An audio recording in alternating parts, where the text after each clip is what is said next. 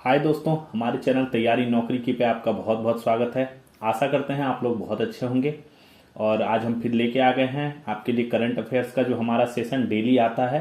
Daily current affairs जो हर exam के लिए, जो भी सरकारी एग्जाम की आप तैयारी कर रहे हैं, चाहे वो रेलवे की कर रहे हो, चाहे वो एसएससी की कर रहे हो, चाहे सीपीओ की कर रहे हो, या सीडीएस की कर रहे हो, सीजीएल की कर रहे हो, जो भी एग्जाम्स की आप तैयारी कर रहे हैं, या किसी स्टेट पीसीएस की तैयारी कर रहे हैं, उन सब में जो है करंट अफेयर्स का बहुत बड़ा योगदान है और इससे काफ़ी क्वेश्चंस आते हैं। तो हम उसी का डेली सेशन लेके आते हैं। तो आज के सेशन की जो है हम फिर शुरुआत करते हैं। करंट अफेयर्स एमसीक्यू फॉर्म में है और डिस्क्रिप्शन के साथ है। हर क्वेश्चन को पूरी तरह डिस्क्राइब किया गया है। तो चलिए देखते हैं आज की हम टॉपिक्स की शुरुआत करते हैं। अपने पहला क्वेश्चन देखते हैं। दूरसंचार मंत्रालय द्वारा आगामी 90 दिनों के भीतर बाजार में उतारे जाने वाले सभी स्मार्टफोनों में जिस सरकारी साइबर सुरक्षा ऐप को प्रीलोड करने का निर्देश दिया गया है उसका नाम क्या है? संचार सुरक्षा, संचार साथी, संचार संगम, साइबर साथी। उत्तर है संचार साथी। दूरसंचार मंत्रालय ने साइबर फ्रॉड से बचने के लिए जो है ये अपने जो मोबाइल निर्माता कंपनियां हैं इनको डायरेक्शंस दिया है। इनको कहा है कि 90 दिनों के भीतर बाजार में उतरने वाले जो भी स्मार्टफोन हैं उनमें जो है संचार साथी जो सरकारी ऐप है साइबर सुरक्षा का, इसको प्रीलोड करने का निर्देश दिया गया और मैंडेटरी कर दिया है कि इसको इनबिल्ट जो है वो लोड करके देना पड़ेगा और इस तरह से देना पड़ेगा कि वो यूजर जो भी इसको यूज कर रहा है वो इसको डिलीट ना कर सके। ठीक है, यानी परमानेंट इंस्टॉल्ड एप्स होते हैं ना जो मोबाइल में, जो डिलीट नहीं होते हैं, उस फॉर्म में इसको जो है डाल के देना है। और जो फोन अभी करेंटली सर्कुलर में हैं, जो चल चुके हैं, रनिंग में आ गए हैं, जो अपना सर्किल में आ गए हैं, उनको क्या कहा है कि उनमें भी सॉफ्टवेयर अपडेट के माध्यम से जो है ये ऐप इंस्टॉल कराने का जो है प्रोविजन दिया जाए। ठीक है, यानी आयात होने वाले जितने भी नए फोन हैं उनमें संचार साथी ऐप का होना अब अनिवार्य कर दिया है। संचार साथी है क्या? यह एक बहुत उपयोगी ऐप है। साइबर फ्रॉड का जितना घटना बढ़ रहा है देश में, उससे ये बचने के लिए ये बहुत अच्छा ऐप है। इसके जरिए क्या है, यूजर क्या क्या कर सकता है। संदिग्ध कॉल कोई आया है उसको, जो फ्रॉडेंट कॉल्स आते हैं उनकी रिपोर्ट कर सकता है। IMEI नंबर जो होता है, अंतर्राष्ट्रीय मोबाइल उपकरण पहचान संख्या जो होती है, उसको जो है चेक कर सकता है कि ये फोन सही है कि गलत है। अगर कोई दूसरा फोन आदमी किसी से खरीद रहा है तो IMEI नंबर को डाल के उस पर चेक कर सकता है कि क्या ये वाकई ये फोन सही है या कहीं फ्रॉड तो नहीं है। अगर फोन खो गया या चोरी हो गया तो उसको ब्लॉक कर सकता है वहीं से जाके। ठीक है, और उसको ट्रैक भी कर सकता है, उसमें ट्रैकिंग का भी ऑप्शन दिया हुआ है। तो बहुत अच्छा ये साइबर सिक्योरिटी के नजरिए से जो संचार साथी जो है ये बहुत बेहतरीन ऐप जो है ये दूरसंचार मंत्रालय द्वारा जारी किया गया है। और ये इसका वेब वर्जन तो 2023 में ही आ गया था, बट इसका ऐप वर्जन इस बार जनवरी 2025 में लॉन्च हुआ और उसके बाद से लगभग 7 लाख मोबाइल फोन गुम हुए, चोरी हुए मोबाइल फोन को ढूंढने में जो है इस ऐप से मदद मिला है। तो काफी हेल्पफुल है। IMEI क्या है? यह अंतर्राष्ट्रीय मोबाइल उपकरण पहचान संख्या कहा जाता है इसको। यह नंबर किसी भी फोन की यूनिक पहचान होती है और चोरी की स्थिति में उस फोन की नेटवर्क पहुंच बंद करने, नेटवर्क भी इससे बंद हो जाता है और लोकेशन ट्रैकिंग में जो है ये उपयोगी जो है सिद्ध होता है। तो संचार साथी ऐप जो है ये दूरसंचार मंत्रालय ने सभी फोनों में प्रीलोड ऐप के तौर पर करने का निर्देश दिया है। अगला क्वेश्चन देखिए। बच्चों को साइबर फ्रॉड से बचने के लिए साइबर जागो नामक जागरूकता अभियान किस राज्य सरकार ने चलाया? आजकल साइबर फ्रॉड पे काफी ज्यादा देश में आप देख रहे होंगे, हर साइबर फ्रॉड आप डेली के न्यूज देखें तो साइबर फ्रॉड की घटनाएं भरी पड़ी हुई है। कहीं 9 लाख लूट रहा है, कहीं 5 लाख ले लिया ऑनलाइन, कभी OTP दे के 3 लाख ले लिया, कभी 30,000 चला गया किसी का, कभी किसी तरह से, कभी अलग अलग तरीकों से फ्रॉड हो रहा है। तो इसके लिए कई जागरूकता अभियान भी चला रहे हैं। तो उस लिए एक राज्य सरकार ने साइबर जागो नाम से एक अभियान चलाया है। वो किसने चलाया? हरियाणा, नई दिल्ली, पंजाब, उत्तर प्रदेश। पंजाब सरकार ने बच्चों को साइबर फ्रॉड से बचाने के लिए साइबर जागो नामक जागरूकता अभियान जो है इसने शुरू किया है। अभियान मार्च 26 तक चलेगा। इसमें क्या है, सबसे पहले जो स्कूल के टीचर्स हैं उनको ट्रेनिंग दिया जाएगा।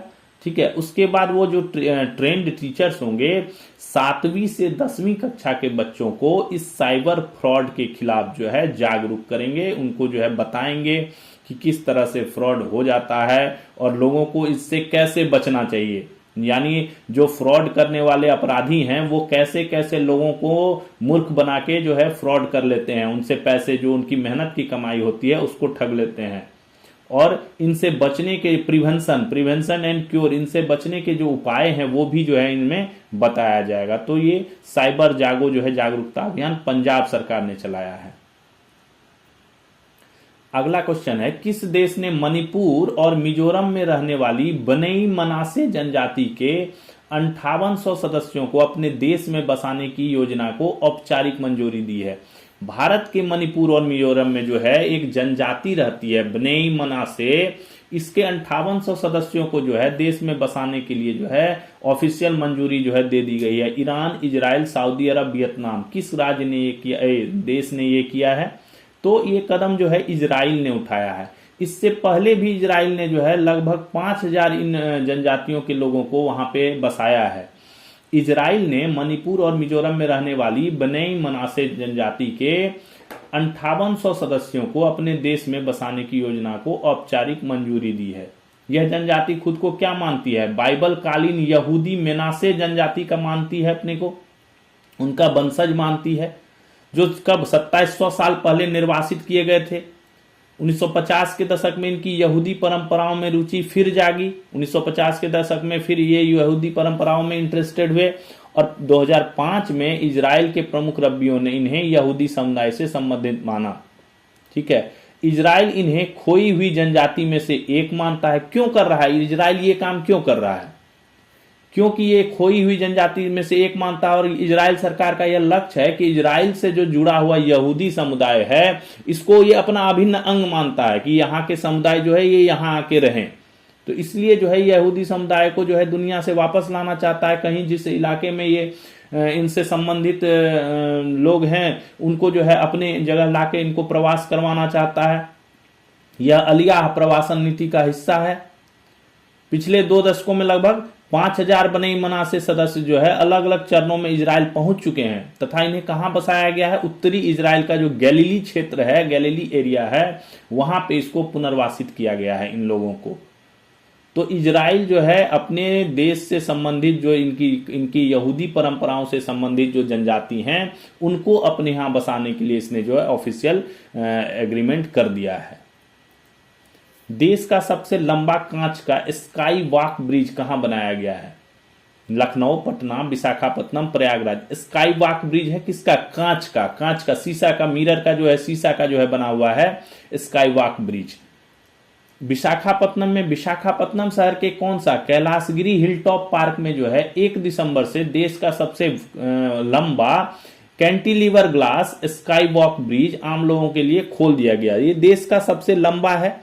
लंबाई इसकी 180.44 फीट है तथा समुद्र तल से ये करीब 862 फीट की ऊंचाई पर बना हुआ है। दुनिया का इसके ऊपर चढ़ने से ना पूरा विशाखापत्तनम शहर और यहां बंगाल की खाड़ी तक दिखाई देती है। दुनिया का सबसे लंबा ग्लास ब्रिज जो है वो वियतनाम में है जो 632 मीटर लंबा है। काशी तमिल संगमम 4.0 की शुरुआत हो गई है 2 दिसंबर से। किस राज्य में हो रही है? पता होना चाहिए आपको। काशी तमिल संगमम, काशी इधर अपना कहाँ की नगरी है? उत्तर प्रदेश की नगरी है। तमिल कहाँ हो गया? उधर हो गया, तो साउथ इंडियन हो गया तमिल। तो काशी तमिल संगमम यानी दोनों जगह की चीजों को जो है मिला करके जो है संगमम मतलब हुआ संगम। 4.0 चौथा संस्करण है। शुरुआत हो गई है कहां से? उत्तर प्रदेश, तमिलनाडु, कर्नाटक, आंध्र प्रदेश। उत्तर प्रदेश काशी से, बनारस के नमो घाट से शुरू हुआ है ये काशी तमिल संगमम 4.0 की शुरुआत 2 दिसंबर को काशी के नमो घाट से किया गया। इस वर्ष जो ये संगमम हो रहा है उसका विषय क्या है? चलो तमिल सीखें, तमिल करकालम। चलो तमिल सीखें, तमिल करकालम ये है। चलो तमिल सीखें, तमिल करकालम, जो क्या दर्शाता है कि सभी भारतीय भाषाएं एक ही परिवार की हैं। ये जो संदेश है, यह संदेश यही दर्शाता है। इसका लक्ष्य क्या है? तमिल ग्रंथों के प्रसार को अन्य भारतीय भाषाओं में प्रोत्साहित करना जो है, इनका जो है उनका विस्तार करना एक लक्ष्य रखा हुआ है। इसी के तहत ये कार्यक्रम का आयोजन किया जाता है।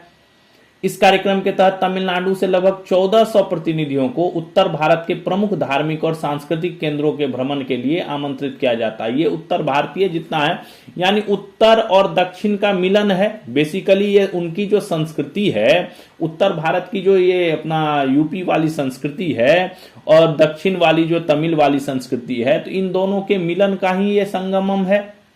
ठीक है, तो इस कार्यक्रम के तहत क्या होता है, तमिलनाडु से लगभग 1400 प्रतिनिधियों को जो है उत्तर भारत के प्रमुख धार्मिक और सांस्कृतिक केंद्रों का भ्रमण के लिए जो है आमंत्रित किया जाता है। तो ये काशी तमिल संगमम जो है, इसकी शुरुआत 2 दिसंबर से उत्तर प्रदेश के काशी में यानी बनारस में नमो घाट पर हो गई है। राष्ट्रीय राजमार्ग पर सुरक्षा बढ़ाने और निर्बाध यात्रा का अनुभव प्रदान करने के लिए भारतीय राष्ट्रीय राजमार्ग प्राधिकरण, कौन? NHAI, national highway authority of India, ने राष्ट्रीय राजमार्ग नेटवर्क पर एक दूरसंचार आधारित सुरक्षा चेतावनी प्रणाली शुरू करने के लिए किस टेलीकॉम कंपनी के साथ समझौता ज्ञापन हस्ताक्षर किया है? ठीक है, NHAI पे जो सुरक्षा बढ़ाने के लिए जो NH है, नेशनल हाईवे है, राष्ट्रीय राजमार्ग है, उस पे सुरक्षा बढ़ाने और क्या, निर्बाध यात्रा का, यानी बिना किसी रोक के जो है यात्रा हो, लोग को एज मिले, यात्रा करने में आसानी हो, सुविधा हो, इसके लिए जो है जैसे होता है कि हाईवे पे जाम लग गया या कुछ हो गया या कोई घटना घट गई या कोहरा है, धुंध बहुत ज्यादा है, जाम लगा हुआ है, कोई दुर्घटना हो गई है, रूट डाइवर्टेड हो गया है, इन सब जो चीजें हैं, इससे रास्ता प्रभावित होता है, लोगों का समय प्रभावित होता है जो ट्रेवल करते हैं, तो उसके खिलाफ जो है ये चेतावनी जो है जारी कर देगा। तो इसके लिए कोई किसी टेलीकॉम कंपनी के थ्रू ये किया जाएगा। चेतावनी तो लोगों के मोबाइल पे ही आएगा, ऐसे तो नहीं आएगा। तो किस कंपनी के साथ समझौता किया है NHAI ने? एयरटेल, VI, वोडाफोन आइडिया जो है, रिलायंस जियो, BSNL, किसके साथ किया है? उत्तर है इसका रिलायंस जियो। राष्ट्रीय राजमार्ग पर सुरक्षा बढ़ाने और निर्बाध यात्रा का अनुभव प्रदान करने के लिए NHAI ने राष्ट्रीय राजमार्ग नेटवर्क पर एक दूर संचार आधारित सुरक्षा चेतावनी प्रणाली जो है शुरू करने के लिए रिलायंस जियो कंपनी के साथ समझौता ज्ञापन पर हस्ताक्षर किया। जियो के मौजूदा 4G और 5G नेटवर्क का उपयोग करते हुए यात्रियों को दुर्घटना प्रवण क्षेत्रों, यानी दुर्घटना वाले इलाकों जो है, प्रोन एरिया जो है, आवारा पशुओं के क्षेत्रों जहां पे आवारा पशु बहुत ज्यादा हो रहते हैं हाईवे पे, कोहरे से प्रभावित क्षेत्र या आपातकालीन मोड़ है कहीं पे जो चिन्हित किए गए जोखिम वाले स्थान, जो रेड जोन एरियाज होते हैं ना, ब्लैक स्पॉट्स जो होते हैं जहां पे घटनाएं होती रहती हैं, उन इलाकों के, उन सब की चीजों की जो है एक वार्निंग जो है जो ट्रेवल कर रहे हैं उनके मोबाइल पर जो है दे दिया जाएगा, अग्रिम चेतावनी। जैसे आप उस इलाके के नजदीक जाएंगे तो आपको एक इंफॉर्मेशन आ जाएगी कि आप इस रूट पे ये परेशानियां हो रखी हैं और ये दिक्कतें हैं। इस पहल का उद्देश्य क्या है? राजमार्ग उपयोगकर्ता को समय पर सूचना प्रदान करके सड़क सुरक्षा को मजबूत करना। टाइमली इनको जो है इंटीमेट हो जाएगा तो वो अपना रूट बदल लेंगे या कुछ और प्लानिंग कर लेंगे जैसे जाना हो उनको। इस प्रणाली का चरणबद्ध तरीके से NHAI के डिजिटल प्लेटफॉर्म, जिसमें राजमार्ग यात्रा मोबाइल एप्लीकेशन और आपातकालीन हेल्पलाइन नंबर 1033 शामिल है, के साथ इसको सेंट्रलाइज्ड कर दिया जाएगा। यानी सारे मिल के जो है इसी ऐप के थ्रू, इसी जो प्रणाली है, प्रक्रिया है, ये जो प्रोसेस है, इसी के थ्रू जो वार्निंग प्रोसेस जो है, इसी के थ्रू जो है वो काम करेंगे। NHAI के अध्यक्ष कौन है? श्री संतोष कुमार यादव, भारतीय प्रशासनिक सेवा।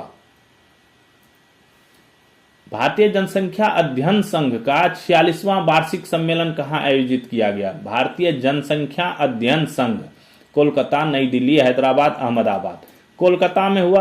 भारतीय जनसंख्या अध्ययन संघ का 46वां वार्षिक सम्मेलन 27 से 29 नवंबर को कहां? कोलकाता में आयोजित किया गया। सम्मेलन का थीम क्या था? People, planet, prosperity, demographic drivers of India's inclusive growth. ठीक है, ये एक थीम रखा गया।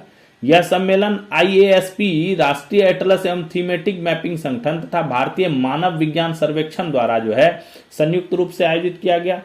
सम्मेलन के दौरान संयुक्त राष्ट्र जनसंख्या कोष इंडिया ने जो अपनी संयुक्त राष्ट्र जनसंख्या कोष इंडिया है UNFPA, ठीक है, इसने जो है international union for the scientific study of population को 2025 संयुक्त राष्ट्र जनसंख्या पुरस्कार प्राप्त करने पर सम्मानित किया गया।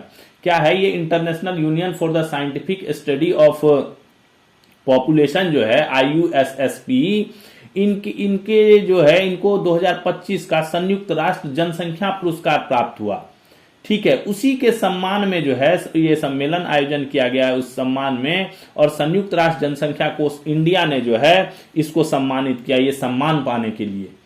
यह सम्मान IUSSP के वैश्विक जनसंख्या विज्ञान में उत्कृष्ट शोध, क्षमता निर्माण तथा साक्ष्य आधारित नीति निर्माण में योगदान के लिए दिया गया है। अध्यक्षता 2022 से 25 तक इसकी अध्यक्षता किसने की? डॉक्टर शिरीन जेजी भॉय ने की।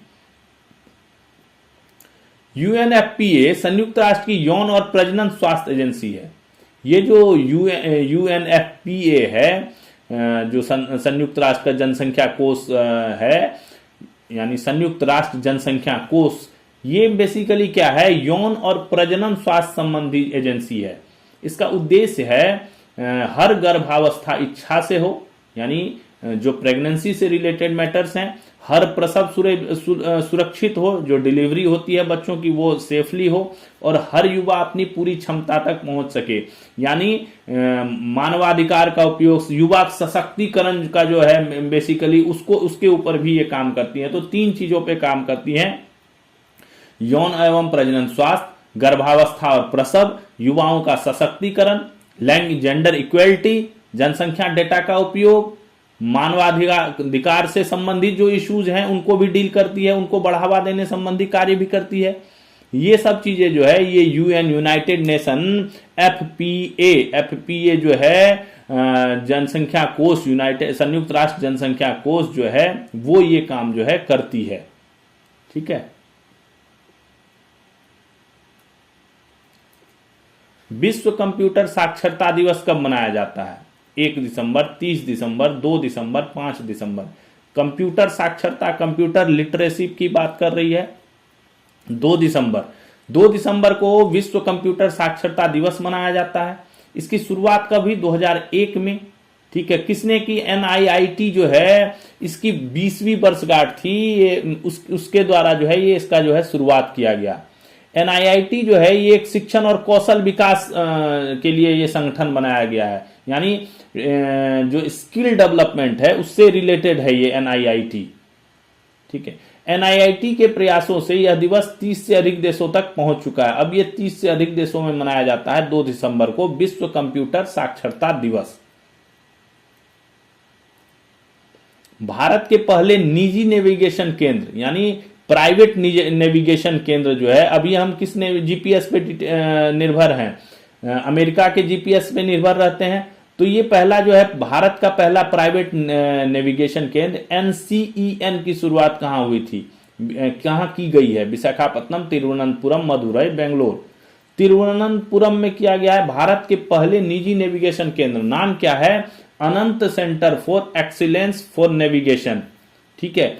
ACEN Anant centre for excellence for navigation की शुरुआत की गई है। इसका उद्देश्य क्या है? जो विदेश की GPS प्रणाली पर निर्भरता है भारत की, उसको कम करके भारत के लिए जो है स्वदेशी नेविगेशन प्रणाली का निर्माण करना जो है इसका जो है मेन काम है।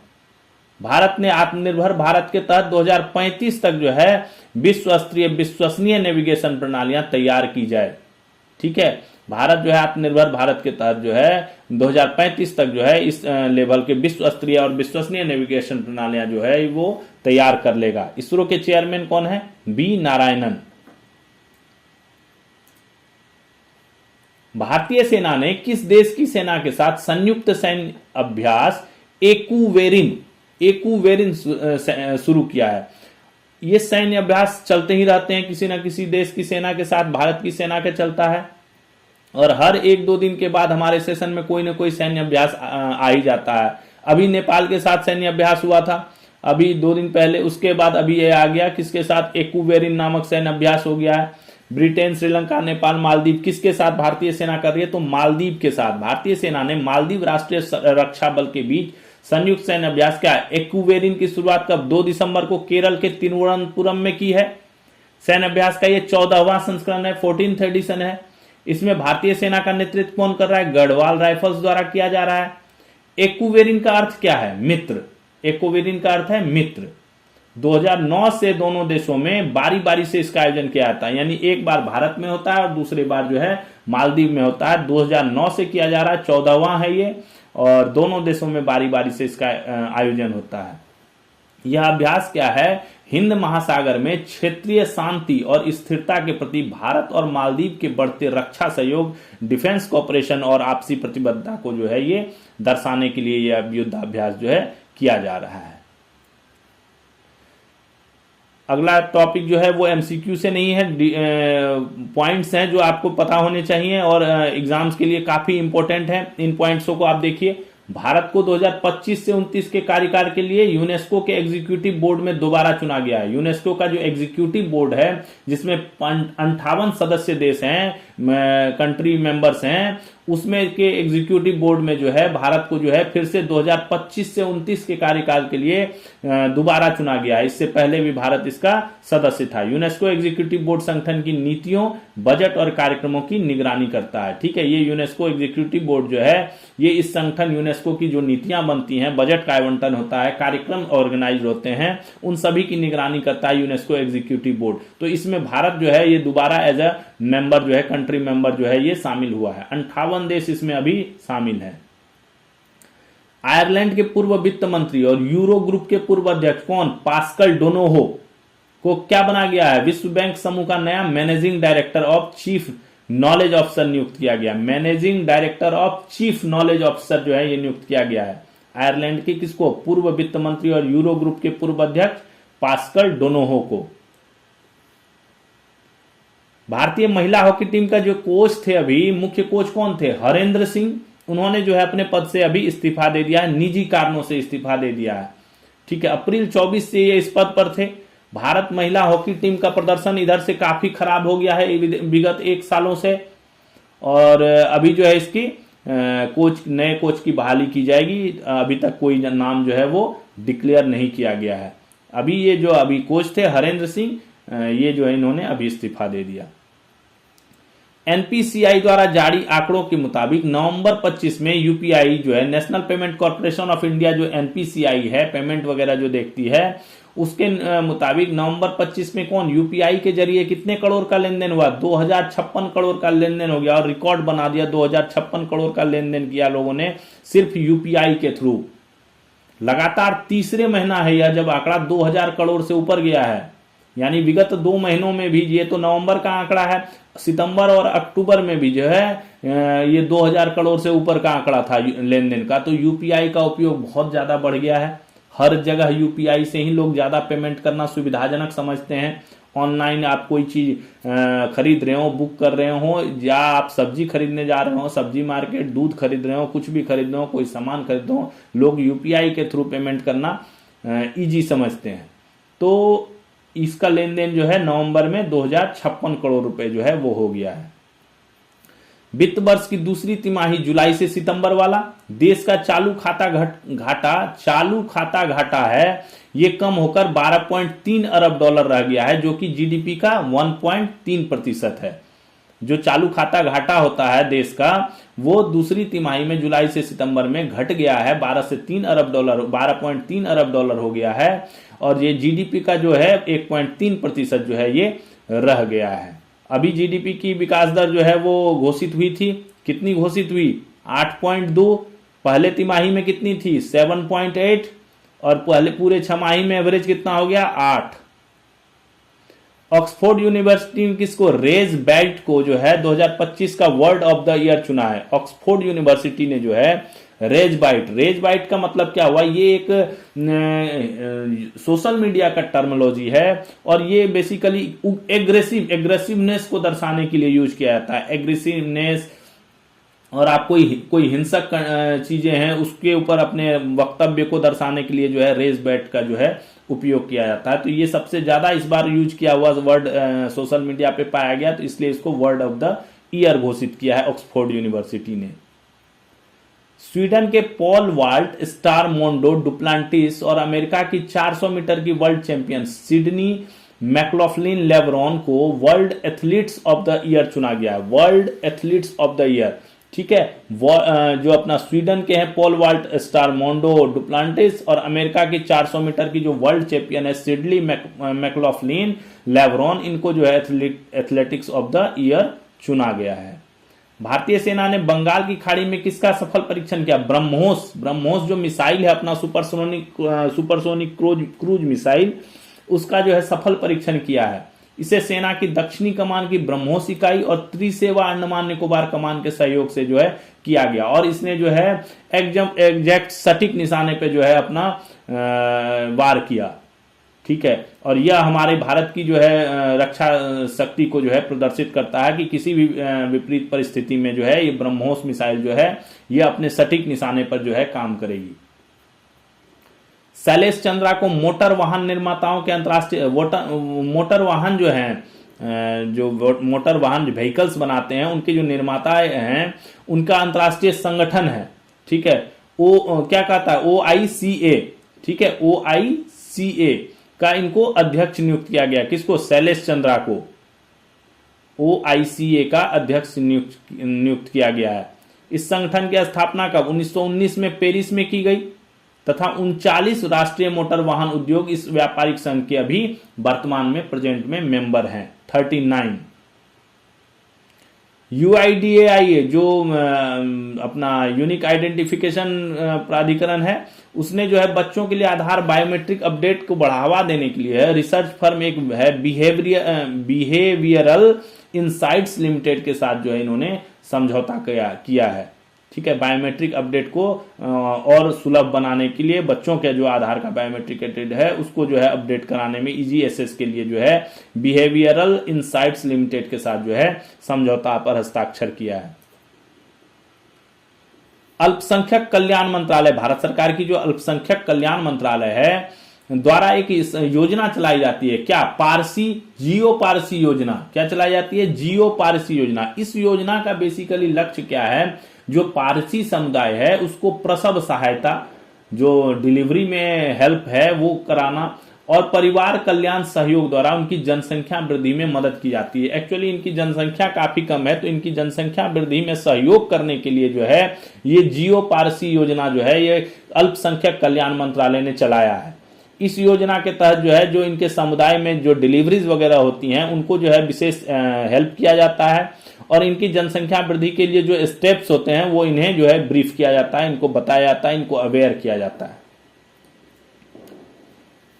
अगला है मत्स्य पालन विभाग। मत्स्य पालन, पशुपालन और डेयरी मंत्रालय, भारत सरकार ने प्रधानमंत्री मत्स्य संपदा योजना, क्या? PMMSY, प्रधानमंत्री मत्स्य संपदा योजना के तहत सभी तटीय राज्यों और केंद्र शासित प्रदेशों में फिशिंग वेसल्स पर ट्रांसपॉन्डर लगाने के लिए कुल 364 करोड़ रुपए की लागत से वेसल कम्युनिकेशन और सपोर्ट सिस्टम, क्या है? NRVCSS के नेशनल रोल आउट के एक और प्रस्ताव को स्वीकृति दी है। ये क्या है? ट्रांसपॉन्डर क्या है? ट्रांसपॉन्डर एक जियो फेंसिंग है, ठीक है। जियो फेंसिंग टाइप से काम करता है।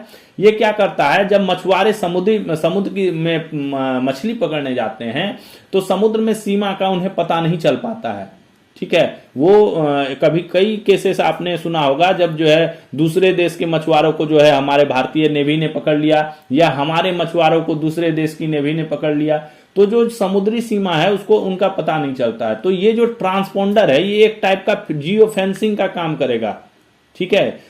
ये क्या करेगा? ये अलर्ट दे देगा। जैसे ही उस सीमा के पास कोई मछुआरा पहुंचेगा तो ये उसको जो है अलर्ट कर देगा कि आप जो है बॉर्डर के एकदम बिल्कुल नजदीक आ गए हैं, बॉर्डर पे हैं, और इसके आगे आप ना जाए, ठीक है, ताकि समुद्री सीमा पार करने जैसी घटनाओं को रोका जा सके।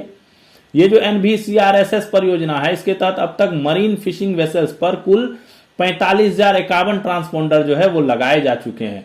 इसमें तमिलनाडु में ब्लू रिवॉल्यूशन स्कीम के तहत लगाए गए 3,884 ट्रांसपोंडर भी शामिल है। तमिलनाडु में एक अलग ही ये ट्रांसपोंडर लगाने के लिए, तमिलनाडु बहुत तटीय जो इलाका है वहां मछुआरे बहुत हैं और मछली पकड़ने और ये दूसरे देशों के नेवी द्वारा इनको पकड़ लेने की घटनाएं वहां काफी ज्यादा होती है। तो वहां एक अलग से योजना भी चलाई जा रही है, ब्लू रेवोल्यूशन योजना। इसके तहत जो है 3,884 ट्रांसपोंडर इसके तहत भी लगाए गए हैं वहां पे। 31 अक्टूबर 25 तक देश की कुल स्थापित बिजली उत्पादन क्षमता 5,05,023 जो है मेगावाट की हो गई है। काफी ज्यादा जो है बिजली उत्पादन का क्षमता हमारा बढ़ गया है। इसमें गैर जीवाश्म ईंधन क्षमता कितनी हो गई? 2,59,423 मेगावाट और जीवाश्म आधारित क्षमता कितनी होगी? 2,45,600। ठीक है, इतनी मेगावाट जो है ये हो गई है। Startup India. स्टार्टअप इंडिया क्या है? ये भारत सरकार का एक पहल है। स्टार्टअप इंडिया के नाम से सुना होगा आपने, स्टार्टअप इंडिया। ये स्टार्टअप इंडिया पहल के तहत जो है 3 मेन योजना जो है सरकार चलाती है। क्या क्या योजनाएं चलाती है ये आपको पता रहनी चाहिए, क्योंकि ये क्वेश्चंस आ जाते हैं कि ये योजना जो है किस पहल के तहत चलाई जा रही है, इनमें से कौन सी योजना इस पहल के तहत नहीं चलाई जा रही है, या भारत सरकार किन योजनाओं को इस पहल के तहत चलाता है। इस टाइप के काफी क्वेश्चंस आते हैं। तो स्टार्टअप इंडिया पहल के तहत सरकार 3 प्रमुख योजना, कौन? स्टार्टअप के लिए फंड ऑफ फंड्स, ठीक है, FFS, startup India seed fund scheme FISFS, और स्टार्टअप्स के लिए क्रेडिट गारंटी स्कीम CGSS को जो है कार्यान्वित कर रही है भारत सरकार। उद्योग और आंतरिक व्यापार संवर्धन विभाग, ठीक है, जो DPIIT है, उसने क्या किया है? 31 अक्टूबर 25 तक स्टार्टअप इंडिया पहल के तहत 1,97,692 संस्थाओं को स्टार्टअप के रूप में मान्यता दी है। ये जो है एक संस्था है जो उद्योग अपना वाणिज्य एवं उद्योग विभाग के अंतर्गत जो आंतरिक व्यापार संवर्धन विभाग है, इस यही जो है मान्यता देता है स्टार्टअप को। तो इसके तहत अभी तक जो है अक्टूबर, यानी पूरा अक्टूबर माह, मान लीजिए नवंबर का डाटा अभी नहीं आया है, अक्टूबर माह तक जो है 1,97,692 ऑर्गेनाइजेशंस को जो है स्टार्टअप के रूप में जो है इसने मान्यता अभी तक दे दी है। आधार संख्या धारकों ने नवंबर 25 में 231 करोड़ प्रमाणीकरण लेन देन किए। आधार संख्या से जो वेरिफिकेशन होता है ना, जैसे आप कोई चीज ऑनलाइन कोई काम करते हैं तो उसमें आधार कार्ड से आपका आता है कि verify from Aadhaar number. Aadhaar number से वेरीफाई करने के लिए कई बार आता है, उसमें आप आधार नंबर डालते हैं, OTP आपके मोबाइल पे जाता है, आप जैसे ही OTP डालते हैं तो वो ऑटोमेटिक वेरीफाई कर लेता है कि हाँ ये आदमी यही है, और आपका सारा डिटेल्स उनके पास पहुंच जाता है। तो ये नवंबर में जो है 231 करोड़ लोगों ने इसका जो है यूज किया, ये प्रमाणीकरण देने के लेन देन के लिए, जो पिछले वर्ष की इसी अवधि की तुलना में लगभग 8.5% की वृद्धि है। जो 2024 में यही नवंबर का जो अवधि था, इससे जो है ये जो है 8.5% जो है बढ़ गया है, 231 करोड़ हो गया है। और ये पिछले महीने जो अक्टूबर का महीना बीता है, नवंबर से पिछला अक्टूबर का, उसमें 219.51 करोड़ था, इससे भी बढ़ गया है काफी। 219.51 था और 231 करोड़ हो गया, एक महीने में ही काफी बढ़ गया है। ठीक है, तो ये जो है आधार संख्या वाले धारकों का। नवंबर 25 में 28.29 करोड़ चेहरा प्रमाणीकरण लेन देन किए गए। फेस रिकॉग्नाइजेशन से जो है लेन देन किए गए, जैसे चेहरा जो पैसे वगैरह निकालते हैं उसमें इनका बहुत ज्यादा उपयोग होता है, बैंकिंग सेक्टर में बहुत ज्यादा उपयोग होता है, जो सर्विस सेंटर्स होते हैं, सेवा केंद्र जो नहीं होती है, बैंकों की सेवा केंद्र जो होते हैं, CSC क्या कहते हैं, CSC कहा जाता है उसे, उसमें जो है उसके तहत जो है इनको जो है चेहरा प्रमाणीकरण से जो है इनका लेन देन किया जाता है। ठीक है, फेस वेरिफिकेशन से। और इसी महीने के दौरान 47.19 करोड़ eKYC लेन देन किए गए। 47.19 करोड़ जो है eKYC भी ऑफलाइन eKYC भी होता है, ऑनलाइन eKYC भी होता है। ऑफलाइन eKYC में क्या है कि आप आधार की जो वेबसाइट है उस पर अपना आधार नंबर डाल के लॉगिन करने के बाद एक फाइल आता है, वो आप डाउनलोड कर लेते हैं eKYC वाली, और उसको जो है फिर जिसको हमें eKYC जिस वेब से कराना है, जिस ऐप को करना है, या हमें जिस डिपार्टमेंट से eKYC करना है, उस डिपार्टमेंट की वेबसाइट पे जाके हम उसको अगर अपलोड करते हैं तो वो eKYC जो है वेरीफाइड हो जाता है। तो ये भी इस महीने के दौरान कितना हुआ? 47.19 करोड़। तो आधार का जो है लेन देन और यूज और चेहरा प्रमाणीकरण ये सब जो है काफी ज्यादा बढ़ा है। रक्षा अनुसंधान एवं विकास संस्थान, कौन, डीआरडीओ है, defence research and development organisation, ने लड़ाकू विमानों से बाहर निकलने के लिए विकसित एस्केप सिस्टम का, जो एस्केप सिस्टम होता है, जैसे लड़ाकू विमान में जब ये होता है कि अब या तो ये ब्लास्ट होने वाला है, खराब होने वाला है, इमरजेंसी एग्जिट होता है, तो उसके लिए जो है एस्केप सिस्टम का नियंत्रित वेग पर उच्च गति रॉकेट स्लेज परीक्षण जो है इसका जो है सफलतापूर्वक सक्सेसफुली जो है इसका परीक्षण कर लिया है एस्केप सिस्टम का। चंडीगढ़ स्थित टर्मिनल बैलिस्टिक्स रिसर्च लेबोरेटरी की रेल ट्रैक रॉकेट स्लेज सुविधा में किए गए इस परीक्षण में कैनोपी सेवरेंस, इंजेक्शन सीक्वेंसिंग और संपूर्ण एयरक्रो रिकवरी जो है प्रक्रिया की प्रभावी पुष्टि देखी गई। यानी सफलतापूर्वक इसका किया गया और जो इस एस्केप सिस्टम है ये फुल्ली जो है वर्कवेबल था। संविधान के अनुच्छेद 246(3) के अनुसार संघ एवं राज्यों के बीच विधायी शक्तियों के वितरण के अंतर्गत 246 अनुच्छेद 246(3) के अंतर्गत क्या है, संघ एवं राज्य के बीच विधायी शक्तियों का बंटवारा किया गया है। तो उसके अंतर्गत क्या है, पशुओं का संरक्षण एक ऐसा मामला है, पशुओं का संरक्षण किसके अंदर में दिया गया, राज्य के अंदर में दिया गया है, और राज्य के विधानमंडल को ही इस पे कानून बनाने का अधिकार भी है, विशेष शक्तियां प्राप्त है इसमें। तो पशुपालन एवं डेयरी विभाग देश में दूध की कीमतों का विनियमन नहीं करता है। ये क्वेश्चन आपको आ सकता है कि दूध की कीमतों का विनिमय जो है, जैसे होता है ना, क्वेश्चन आता है कि इनमें से कौन से कथन सत्य हैं या इनमें से कौन से कथन गलत हैं, तो उसमें आ जाता है पशुपालन एवं डेयरी विभाग देश में दूध की कीमतों का विनिमय करता है, नहीं करता है, और भी एक दो आ जाता है, इनमें से कौन सही है, 1 2 सही है, 2 3 सही है, 1 2 4 सही है। तो इसमें बेसिकली आप जान लीजिए कि जो पशुपालन एवं डेयरी विभाग है DASD, वो जो है देश में दूध की कीमतों का विनियमन जो है नहीं करता है, फिक्स नहीं करता है दूध की कीमतें।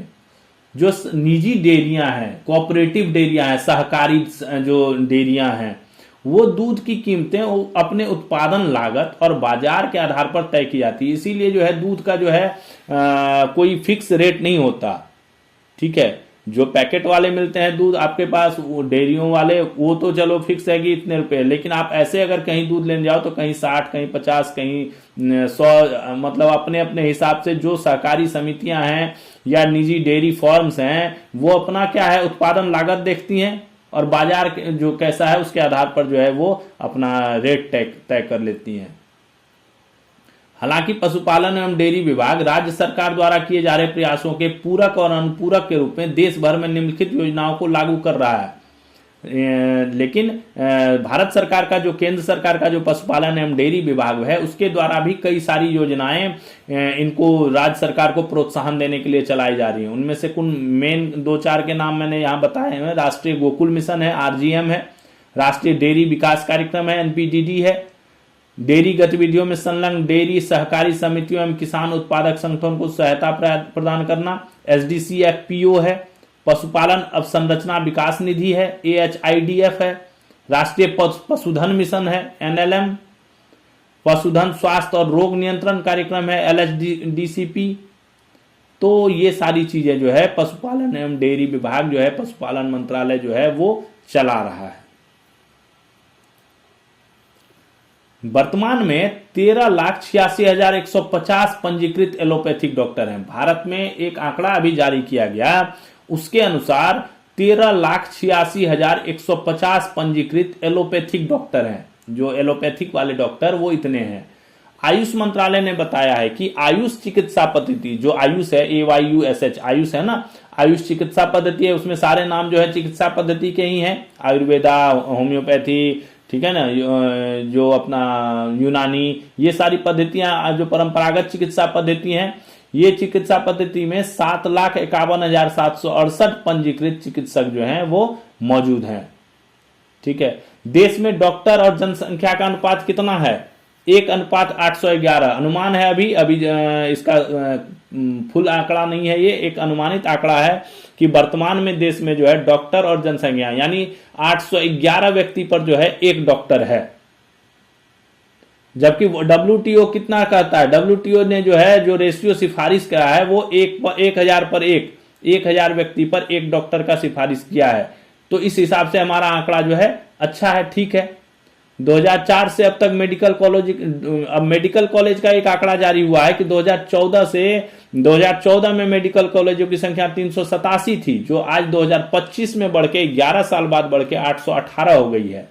काफी बढ़ोतरी हुई मेडिकल कॉलेजों में, सीट्स भी बढ़े हैं, लोग विद्यार्थियों को इजीली जो है अब जो है वो मिल जाता है, एडमिशन मिल रहा है।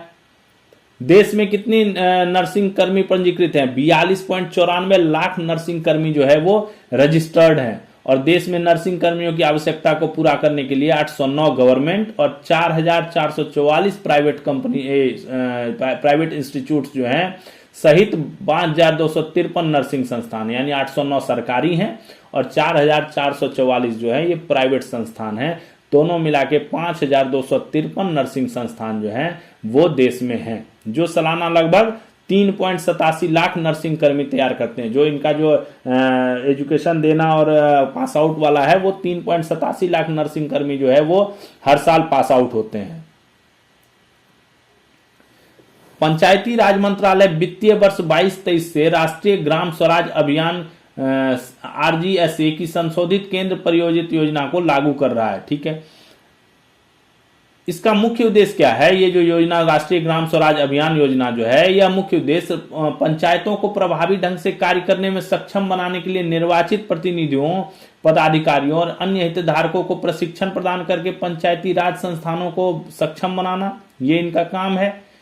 एक और एप्लीकेशन चल रहा है, ई ग्राम स्वराज एप्लीकेशन।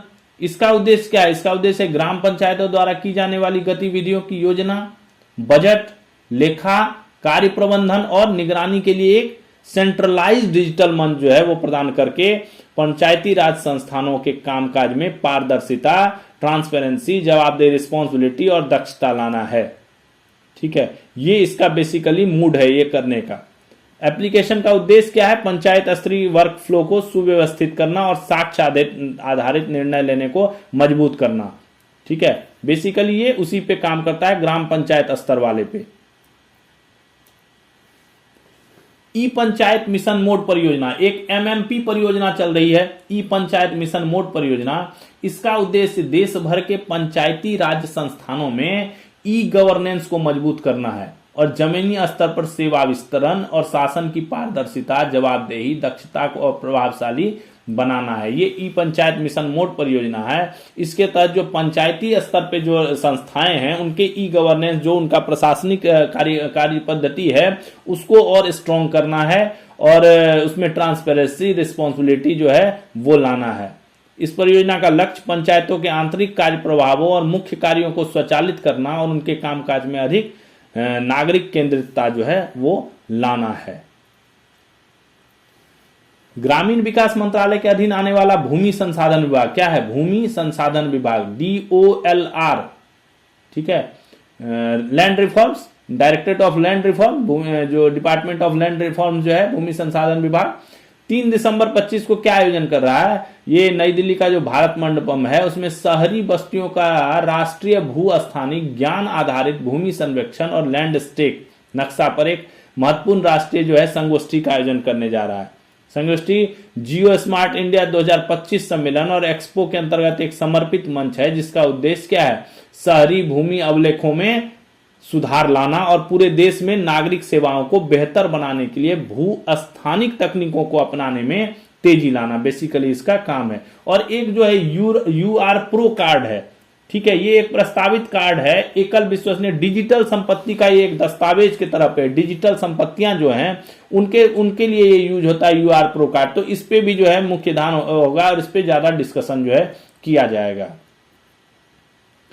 सरकार ने डिस्ट्रिक्ट एज एक्सपोर्ट्स हब पहल के अंतर्गत दक्षिण कन्नड़ को जिला निर्यात केंद्र के रूप में जो है नियुक्त किया है, जिसमें समुद्री खाद्य और काजू को संभावित निर्यात उत्पादों के रूप में शामिल किया गया है। यह मान्यता जिले की प्रबल निर्यात क्षमता को रेखांकित करती है और देश भर में संतुलित एवं सतत आर्थिक विकास को बढ़ावा देने के चल रहे प्रयासों के अनुरूप है। तो ये था हमारा आज का सेशन। काफी परियोजनाओं के बारे में भी हमने जाना जो आजकल देश में चल रही है परियोजनाएं, और परियोजनाओं से भी काफी क्वेश्चंस आते हैं कि ये परियोजना चल रही है, इसके तहत इतना आंकड़ा आया, उसमें उनके जो आंकड़े आते हैं इसके तहत कितना आवंटन हुआ, कितने लोगों को लाभार्थी हुए, कितनी चीजें मिली, क्या ये इसके अंदर शामिल है, नहीं शामिल है, क्यों दिया जाता है, उद्देश्य क्या है, लक्ष्य क्या है। तो ये सारी चीजें परियोजनाओं को, इसी तरह हम और भी परियोजनाओं का धीरे धीरे जो है डिस्कस करते रहेंगे। तो आप इसका जो है एक नोट्स बना लीजिए कि ये परियोजना है, इसका ये चीज है, और इसको नोट्स के फॉर्म में बना लीजिए, तो आपको रिवीजन करने में जो है काफी आसानी हो जाएगा। वैसे मैंने शॉर्ट में ही बनाया हुआ है जिससे आपको इमीडिएटली याद हो जाए कि अच्छा ये परियोजना है तो इसका ये उपयोग है। बेसिकली मैंने उसका कब ये शुरू हुआ, कौन सा मंत्रालय चलाता है और क्या उद्देश्य लक्ष्य है, इसी के पर डिपेंड करके उसको तैयार किया है। तो आपको आज का सेशन कैसा लगा जरूर आप कमेंट्स में बताइए, और हम फिर कल नए सेशन के साथ मिलेंगे। तब तक अपना ख्याल रखिए, तैयारी को जारी रखिए, और जब तक एग्जाम पास न हो, जब तक नौकरी ले ना ले, तब तक जो है तैयारी को कंटिन्यू एकदम जोर शोर पूरे मेहनत के साथ जो है जारी रखना है। तो तब तक के लिए थैंक्स फॉर वॉचिंग तैयारी नौकरी की, और जय हिंद।